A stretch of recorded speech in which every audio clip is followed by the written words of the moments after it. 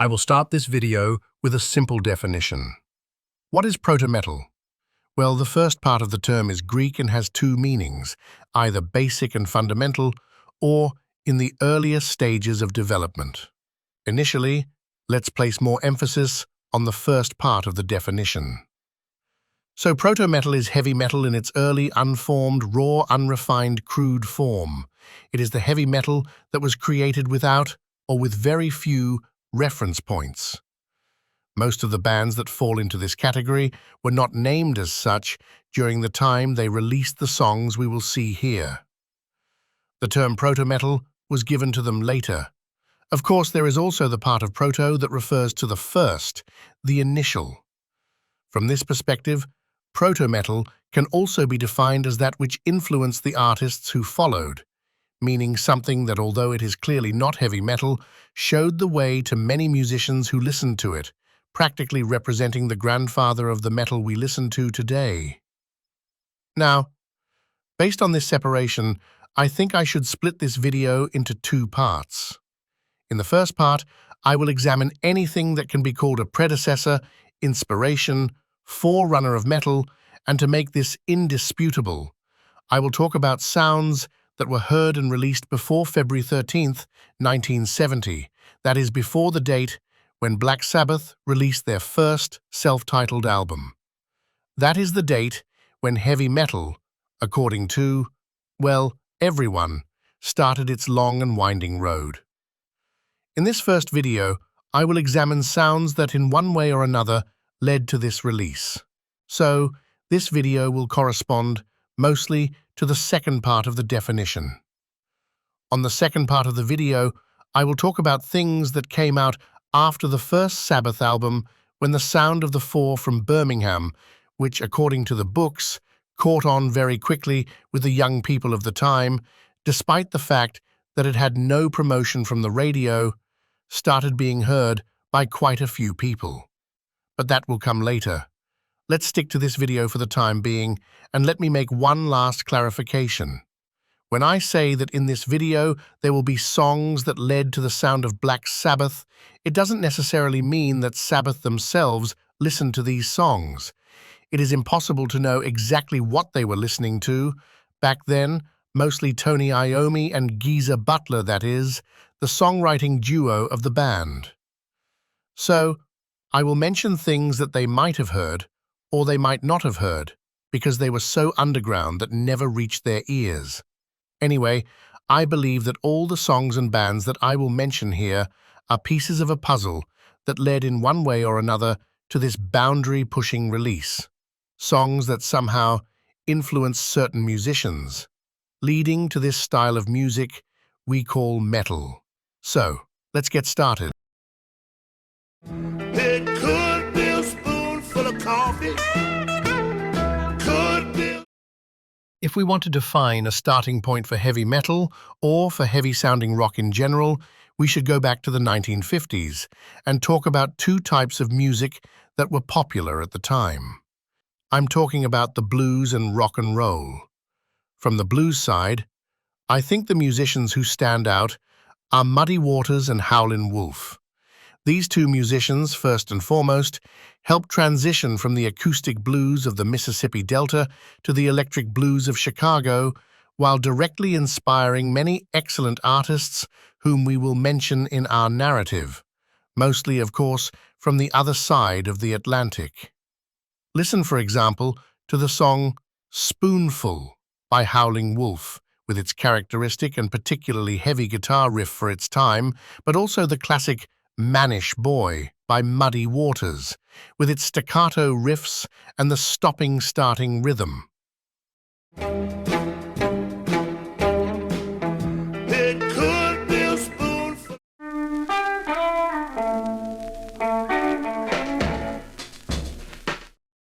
As for rock and roll, there is basically one name that has a crucial role in our story: Chuck Berry, an artist who had a tremendous influence on the development of both the sound and the lifestyle associated with rock music. Berry improved and developed rhythm and blues by incorporating elements that made it distinct. Lyrics targeting the young teenage market, the succession riff, solo on the guitar patterns, and a strong theatricality in his live performances.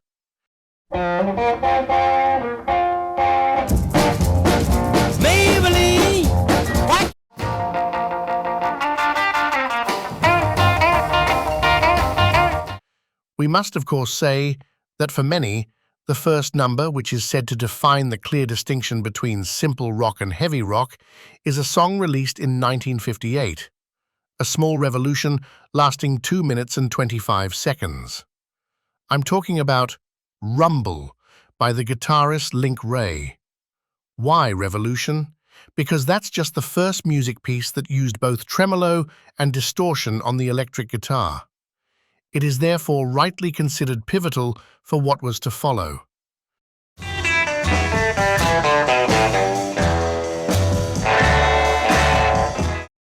Among other songs of the era, we should also distinguish Miserlou by Dick Dale, with its characteristic sweeping guitar riff.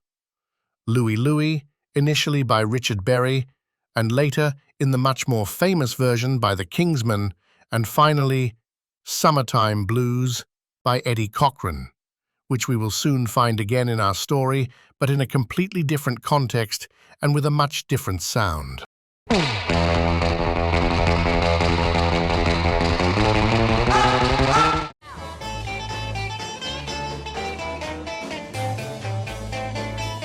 Sometimes I wonder what I'm gonna do, but there ain't no cure for the summertime blues.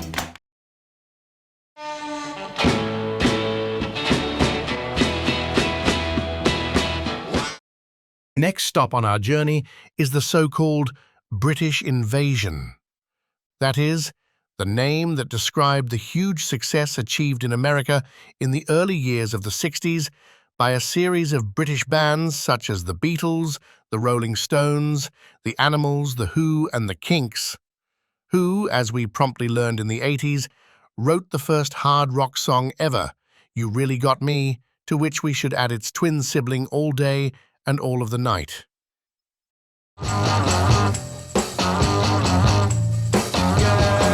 You really got me going. I'm not content to be with you in the daytime. Something of the future aggression and teenage angst of the metal that would come was certainly captured by The Who in anthems like My Generation, as well as their crazy behavior on stage. A bit underrated, but clearly essential in the development of our story, is the scene of garage rock, which evolved mainly in the United States from 1963 to 65-66. One of the very important elements that this scene added to the sound were the distorted guitars, with the use of a fuzzbox, together with this rough-around-the-edges mentality of the bands, which on one level influenced future heavy metal groups, although perhaps even more the future punk groups. Anyway, the scene's very name comes from the perception that the bands often consisted of young amateurs who made rehearsals in the family garage, although such a thing was not always correct. So here we have bands like the Sonics, the Seeds, Count 5, the Music Machine, or the Trogs with their hits Wild Thing and Night of the Long Grass.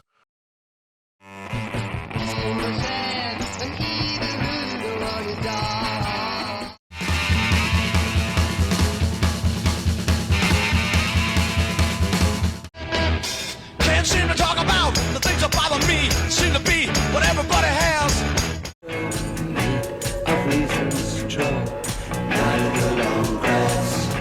Also, some of the more underground names in this scene had such a heavy sound that we could say that they influenced the heavy psych scene that will come later.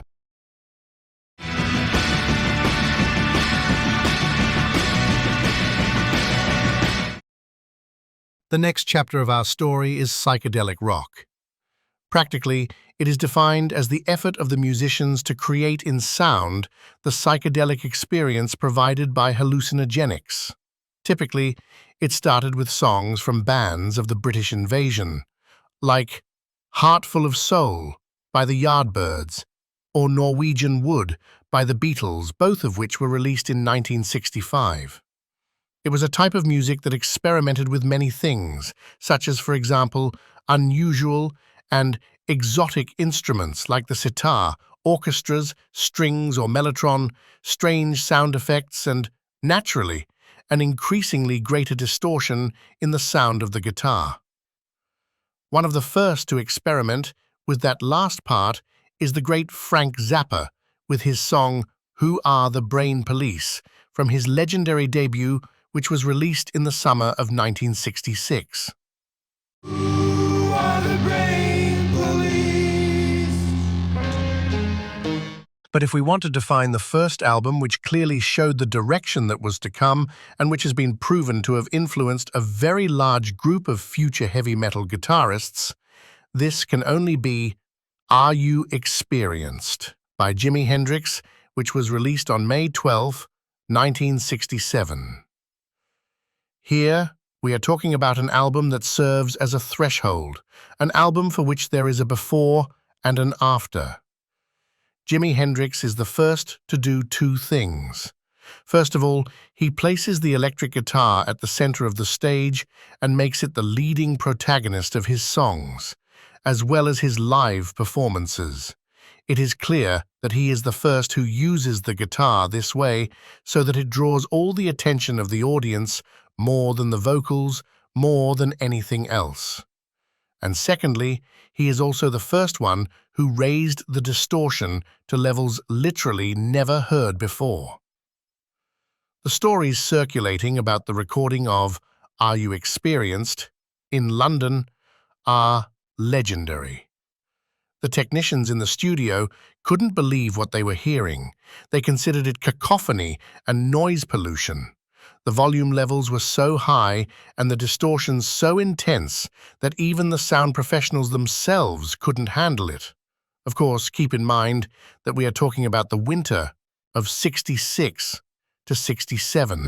As for the proof of the influence this album and this guitarist have on metal, just think that Uli John Roth of the Scorpions, Dave Murray of Iron Maiden, K.K. Downing of Judas Priest, obviously Yngwie J. Malmsteen and many others consider Jimi Hendrix as their biggest influence in the way they play guitar. K.K. Downing has mentioned how a song like Purple Haze, which was completely based on the main riff, changed the way he wrote songs for Judas Priest. From this album, I have chosen the following 3 tracks. Well,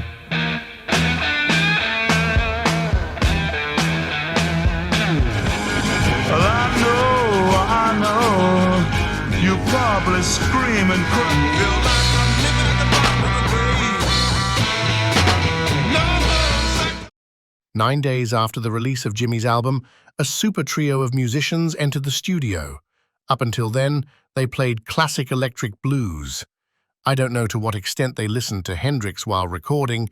The truth, however, is that when their album was released in November 1967, they showed the world a totally different face, with psychedelia having permeated everything, from the cover and the lyrics to the way their exceptional guitarist played his instrument.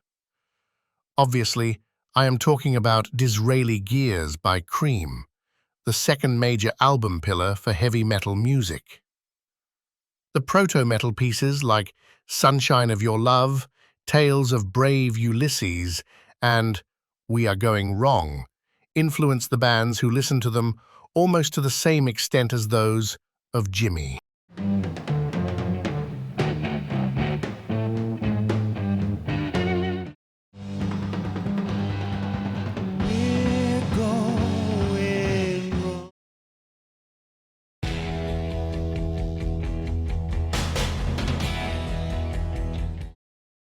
The arrival of the records by Jimi Hendrix and Cream at the bookends of 1967 greatly changed the way psychedelia was played, putting the heavy, distorted guitar very much in the foreground.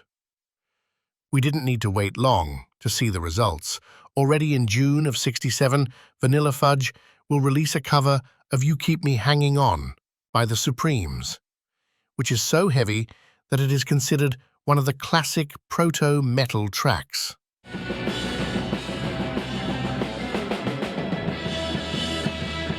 A month later, in July 1967, Jeff Beck and his band would release the album Truth, where they play electric blues, which, however, in several cases, like in these two songs, reaches the levels of almost primitive metal.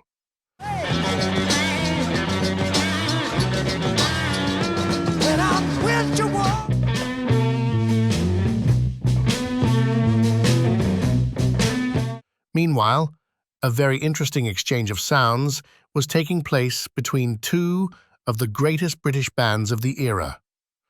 Firstly, The Who released the extremely heavy I Can See for Miles on October 14, 1967, and as a result, the Beatles are inspired by it and trying to surpass its heaviness a year later.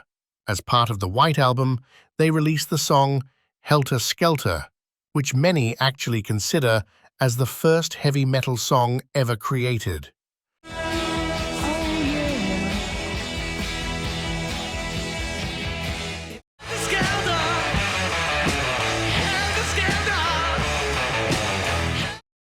As 1968 rolled in, some of the tracks that for many years will be considered as staples of proto-metal started being released. First of all, Inagata Davida by Iron Butterfly, 14 June of '68, with the very, very classic, almost doom riff, which would later be covered by Slayer themselves.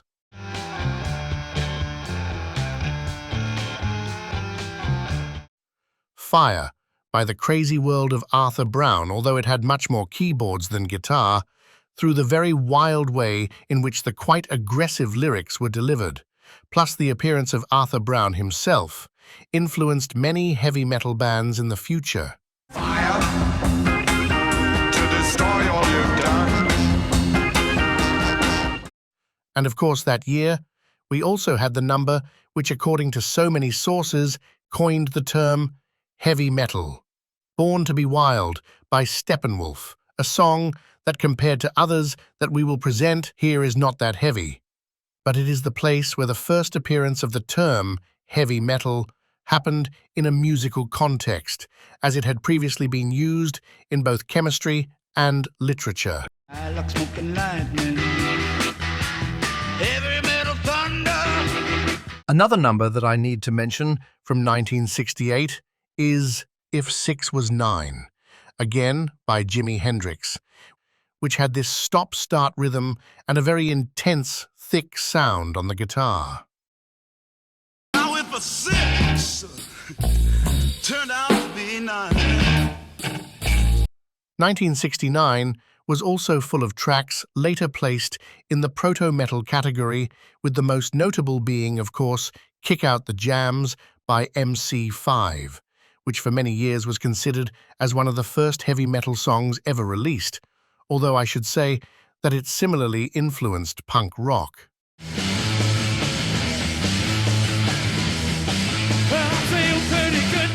During that year, as often happened back then, the first two Led Zeppelin albums were released. Led Zeppelin 1, deeply immersed in electric blues, but also with tracks like Dazed and Confused and Communication Breakdown, predicting the future.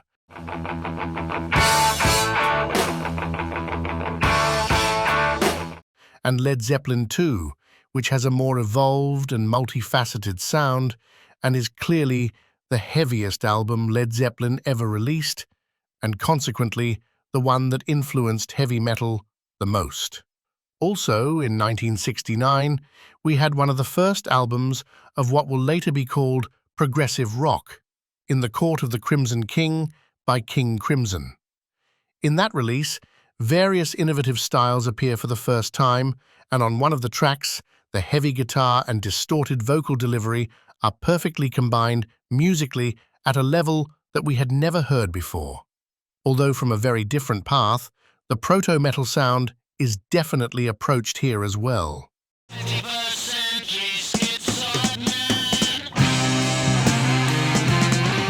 Closing this part, I will mention another very big band, which is more known for its atmospherics rather than its heaviness, but in June '69 will unexpectedly release a particularly heavy song.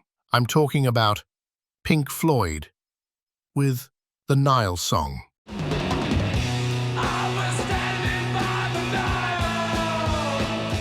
All the references I made in this part were about bands with great success and recognition, and songs that constituted the backbone of proto-metal releases for many years to come.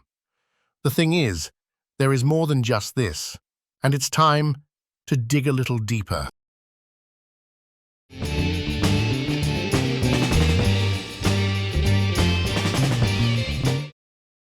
Beneath the surface and the well-known names, a style had begun to develop that was clearly and distinctly, as we will see from the dates, influenced by Hendrix and Cream. That style, many years later, would be called heavy psych, that is, heavy psychedelia. Putting heavy guitars over a psychedelic backdrop was something that started being heard since 1967 and continued to exist almost until 72, 73, when psychedelia had for a long time faded from the map. Of course, those who played in that style at the time were simply categorized as psychedelic bands. It wasn't until much later that the term heavy psych appeared, particularly in relation to the stoner rock scene, which had its first success during the 1990s. Many heavy psych bands have been called proto-metal over the years. Perhaps the most classic of all these bands are the Californians' Blue Cheer, more or less the only band from the scene that enough people already knew since the 1980s. Their first album, Vinspus Eruptum, which was released in January 1968, is an excellent example of both the sound of heavy psychedelia and that of proto-metal. Lord, I got to raise a fuss. Lord, I got to raise a holler.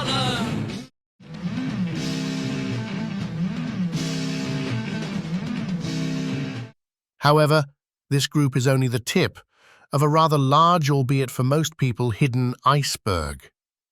Now let's go back a little bit to the garage scene of 1966.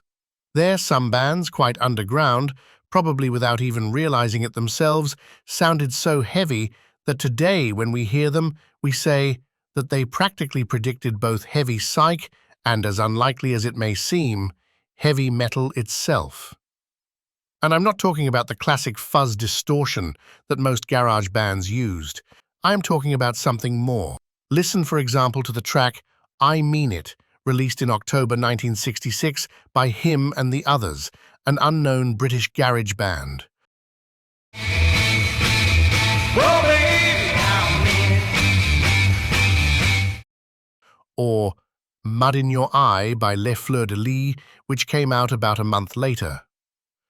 Girl, oh, you're driving me mad. You're making me sad. Early 67, a little more well-known band, the Californians' The Glass Family, will release I'm Losing It. I'm losing it. While, in 1968, a classic pop band of the era, the Turtles, no one knows exactly how, recorded the track Buzzsaw.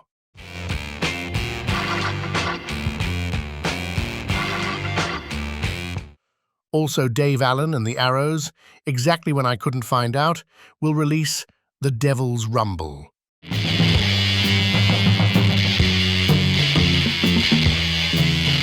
So you see that beneath the surface, the sound of the particularly heavy guitar existed, and it followed many strange paths. If we now move on to somewhat more typical psychedelic bands, which later fell into the category of heavy psych, we have, for example, the crazy experimentalists, the Red Crayola, who released a completely insane psychedelic album influenced by Frank Zappa called The Parable of Arable Land. And in it, there was the song War Sucks.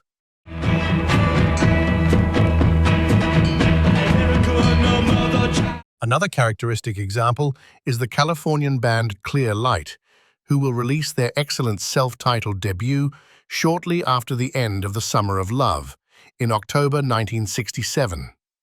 In it, they play the to-be-expected psychedelic music of the era, but they also have two songs which, to the surprise of everyone, sound like this. I'm stung by the breeze. A broken heart, a broken head. It can A little later, in December '67, a British band named Art will release an excellent psychedelic album, Supernatural Fairy Tales, whose first track starts as follows.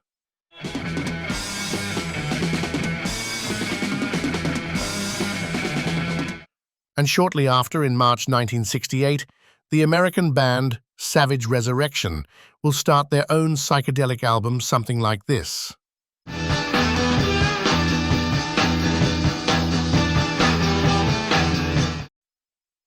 A month later, a guitar hero of the future named Ted Nugent and his, at the time, psychedelic project, the Amboy Dukes, will release the album Journey to the Center of the Mind, where, as expected, his guitar plays a very significant role. leave your kids behind. But let's move on to something closer to home. Deep Purple, whose pure hard rock journey begins a little time after Black Sabbath, had already released 3 albums before that with a different lineup, in which we can say they played something very close to the heavy psychedelia of the era, especially shades of Deep Purple. The first of the 3 albums had some quite heavy tracks, but given much more from the side of heavy psych compared to those that would come later.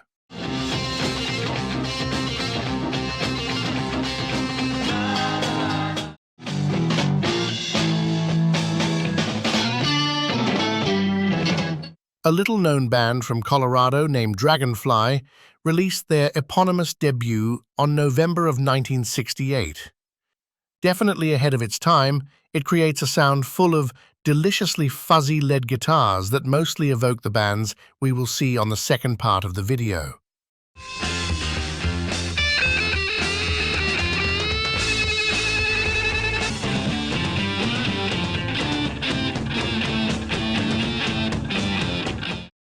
Continuing, and as we bid farewell to 1968, we welcome the release of the seminal SF Sorrow by the Pretty Things. And I say this because it was the first album in history that can be called 100% concept, although the Moody Blues had preceded it with Days of Future Past. Here, the idea of the concept album is presented exactly in the way it would be established in the following decades. So, within this album, the Pretty Things, also a typical psychedelic band of the era, have 2 songs, one in the original LP and the other that will appear later as a bonus in the CD, which have sections like the following.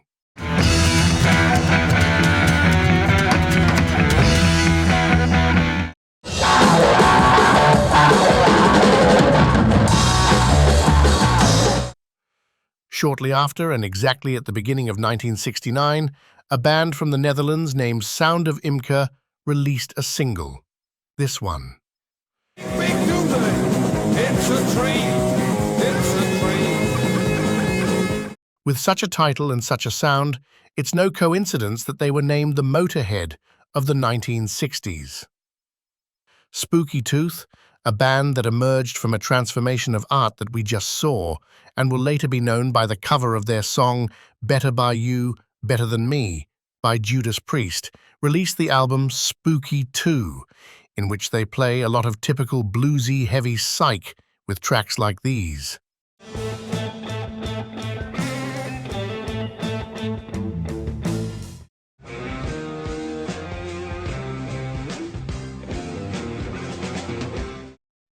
Blossom Toes, a slightly weird and experimental psychedelic band, in April of '69, released the album If Only for a Moment, which includes the track Peace Loving Man.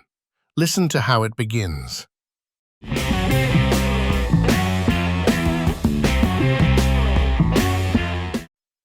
We see that as we approach the end of the video, things start to get dangerously heavy. Gun, a band from the Greater London area, had an unlikely top 10 British hit with their song Race with the Devil, later covered by Girl School and their self-titled debut, released on May of 1969, proposed a distinctive sound of psych-flavored proto-metal.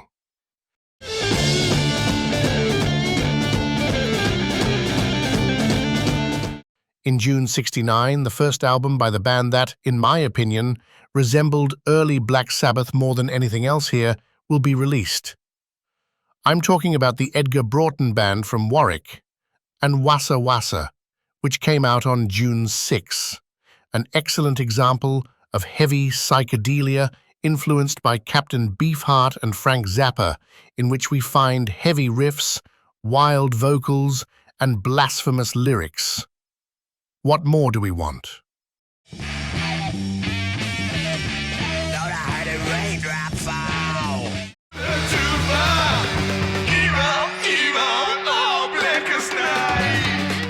Another band that we could place in the close to Sabbath heavy psych category is High Tide. Londoners, in September 1969, they will release Sea Shanties, an album in which they have an extremely heavy sound, which could be called proto-stoner, proto-noise, and of course, proto-metal, if not regular heavy metal. Listen to how this album starts.